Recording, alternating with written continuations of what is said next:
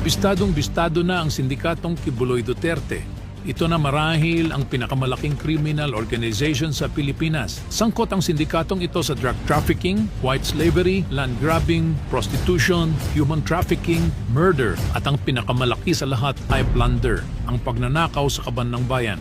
Isa ako sa mga original members ng Double Hit Squad ni dating mayor at dating presidente. Kami ang mga inuutosan niya na pumatay sa libo-libong tao sa Davao City. Ginawa pa niya akong frontman sa smuggling activity sa Port of Davao nung siya ang vice mayor. Solo na niya lahat. Kaya siya ang pinaka-lords of all the drug lords. Ginagamit pa ang relihiyon upang maitago ang kanilang mga karumal-durmal na krimen. Sa pahayag ng propaganda network ni Apollo Kibuloy na Sunshine Media Network International, sinabi nito na itinalaga si dating Pangulong Rodrigo Duterte bilang administrator ng lahat ng mga ari-arian ng Kingdom of Jesus Christ o KOJC ni Kibuloy. Ako na muna ang magpatakbo. I-supervise ko lang, punta ako doon sa Glory Mountain, tignan ko yung mga trabaho. Paano nangyari yon? Pwede bang gawing administrator ang isang hindi kaanib sa isang religious organization gaya ng KOJC? O baka naman hindi lamang kaanib si Digong kundi matagal na silang magkasosyo? Malinaw na matagal na tayo nililin lang nitong sina Digong at Kibuloy. Cover story niya ang simple at payak na ancestral home sa Davao Executive Homes. May pakulambo drama at pakamay-kamay pa siya pag kumakain.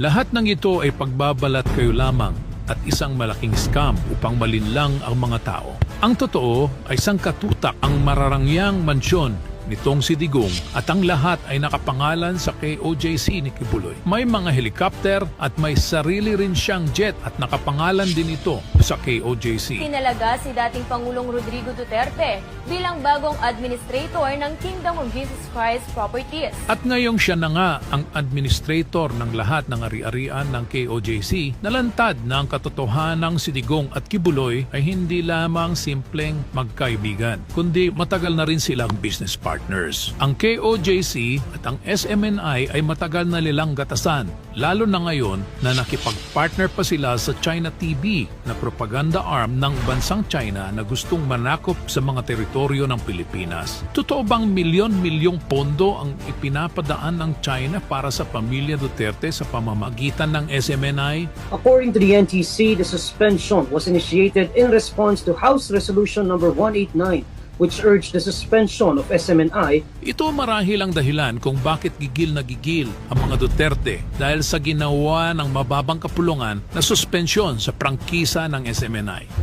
Kayo, ikaw, Franz, kayong mga komunista ang gusto kong patayin. At ngayong nabunyag na nga ang tunay na koneksyon ng pamilya Duterte at Kibuloy, malinaw na ngayon ang dahilan kung bakit tuloy-tuloy ang ginagawang destabilisasyon laban sa Administrasyong Marcos. Malinaw na rin kung saan nanggagaling ang salaping ginagamit sa mga pagkilos laban sa pamahalaan. Ginugulo nila ang pamahalaan upang mapigilan ang pag-aresto ng Federal Bureau of Investigation kay Kibuloy dahil sa kasong rape, child abuse at human trafficking. At ganun din ang pag-aresto kay Duterte ng Interpol dahil sa kasong crimes against humanity sa International Criminal Court. Mistado na natin sila. Putulan sila ng kakayahan upang lalong makapanlinlang ikulong si Kibuloy at si Digong.